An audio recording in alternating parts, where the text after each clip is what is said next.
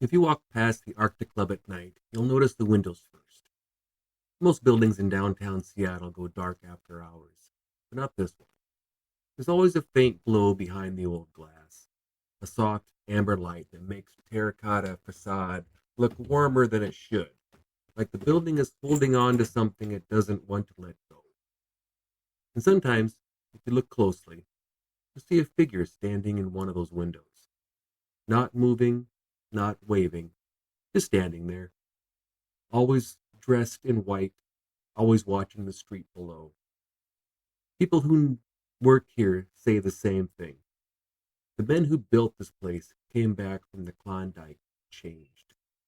Some returned with money, some returned with stories, some returned with nothing at all. And a few, according to the people who've seen them in the windows, never really returned at all. Tonight, we're stepping into the Arctic Club, a building where the past doesn't hide in the shadows. It stands at the window and looks right back at you. The Arctic Club began as a gathering place for men who had chased the promise of gold in Alaska and the Yukon. These were not ordinary men. These were adventurers, opportunists, dreamers, and survivors. People who had walked through cold so deep it froze breath mid-air. People who had seen landscapes that swallowed the unprepared whole.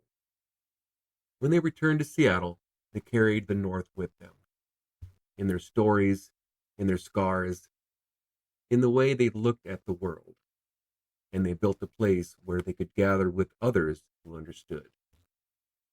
The first Arctic Club opened in 1908. The building we know today, the one with the white terracotta tiles and the carved walrus heads, opened in 1917. It was grand, it was ornate, it was unmistakably proud. Inside the club hosted dinners, meetings, dances, and quiet conversations between men who had survived the same frozen landscapes. The walls absorbed their stories, the ones they told loudly over drinks, and the ones they whispered only to each other. But the Arctic Club wasn't just a social hall, it was a refuge, a place where the men who returned could be understood, and a place where the men who didn't return were quietly remembered. Over the decades, the club dissolved. The city grew around it, the building changed hands, and the story stayed, and so did the men in white. You enter through the heavy doors on 3rd Avenue, and the first thing you notice is quiet. Not silence, just a kind of stillness that feels intentional, like the building is listening. The lobby is warm, with marble floors and dark wood that seems to absorb the light. The chandeliers overhead cast a soft glow that reflects off the polished surfaces. But the corners stay dim, as if the shadows have settled in and don't plan on moving. You walk deeper into the building, and the air changes. Not colder or warmer, just older. The hallways are lined with photographs, stern men in heavy coats, standing in snow that reach their knees. Your eyes follow you as you pass, not accusing, not welcoming, just watching. You take the elevator up, and the ride feels longer than it should. The old machinery hums beneath your feet, and for a moment, you get the sense that someone else is in the elevator with you. Someone standing just behind your shoulder, just out of view. When the doors open, you step into the upper floors where the windows stretch tall and narrow. The light here is different, softer, filtered, like it's passing through time as well as glass. This is where people see them most often.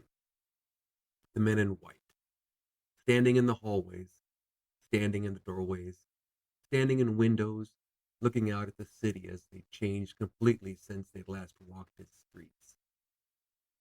You make your way to the dome room, the Arctic Club's crown jewel. The ceiling curves high above you, painted in deep blues and golds. and the acoustics are strange here. The footsteps sound close, but the room feels vast, like it's holding its breath. Some people say they've seen a silhouette on the balcony above the dome, not moving or shifting, just standing there watching. The Arctic Club's hauntings are some of the most consistent in Seattle. Not dramatic, not violent, just present, observant, steady. These are the stories people tell. The most famous sightings: late at night, people walking past the building see figures standing in the upper windows. Men dressed in white, motionless, looking down at the street. Security guards say the same thing. You check the floor, you check the rooms, you check the hallways. No one there. But when you go back outside, the figure is still in the window.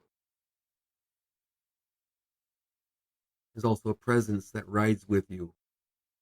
People describe the same moment. You step into the elevator, the doors close, and suddenly the air feels crowded. Not threatening, not cold, just occupied. Some say they feel a shift in the air behind them. Others say they hear a faint exhale. A few say they've seen a reflection in the metal panel, a man in white standing just behind them.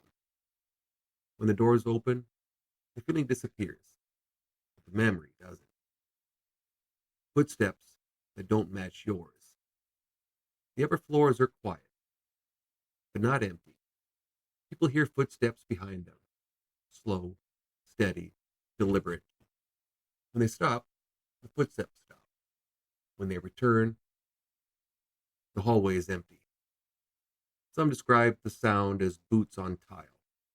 Others say it sounds like someone carrying weight, the slow, heavy steps of a man who has walked long distances in deep snow. The figure that stands above the room. During events, staff sometimes see a shape on the balcony above the dome room. A dark outline against the painted ceiling. It doesn't move, it doesn't shift. It just stands there as if overseeing the gathering below. When someone goes upstairs to check, the balcony is empty, but the feeling of being watched lingers long after. Some hauntings come from tragedy. Some come from loss. The Arctic Club's hauntings come from memory. The men who built this place survived something most people never experience. Cold that could kill. Landscapes that swallowed the unprepared. Silence so deep it felt alive. They returned to Seattle carrying stories they didn't always share. And they built a place where they could exist among others who understood. Maybe that's why the hauntings here feel the way they do. Not restless, not angry, just present, watching, remembering. The men in white, the elevator companion, the hallway footsteps, the silhouette above the dome. None of them feel like they're trying to scare anyone. They feel like they're keeping watch. A building built for survivors. A building filled with memories. A building that still holds on to the men who never fully came home. And when you stand in those hallways, or ride that elevator, or look up at those windows, you can feel it. The sense that the Arctic Club remembers every man who walked through its doors.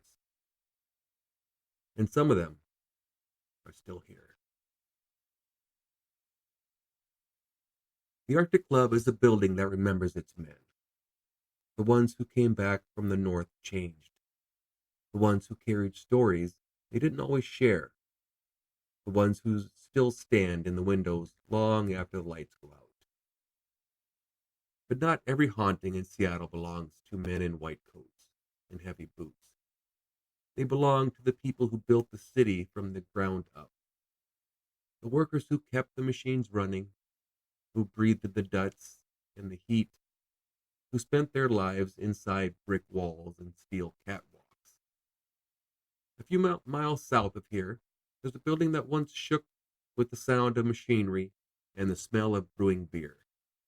A place where the floors vibrated, the pipes hissed, and the work never really stopped. And according to the people who've been inside after dark, the work still hasn't stopped. Next time, we're stepping into the old Rainier Brewery, the place where the ghosts don't stand in the windows or whisper in hallways. They move with the machines. Until then, stay curious, stay safe, and remember, some buildings don't just hold history.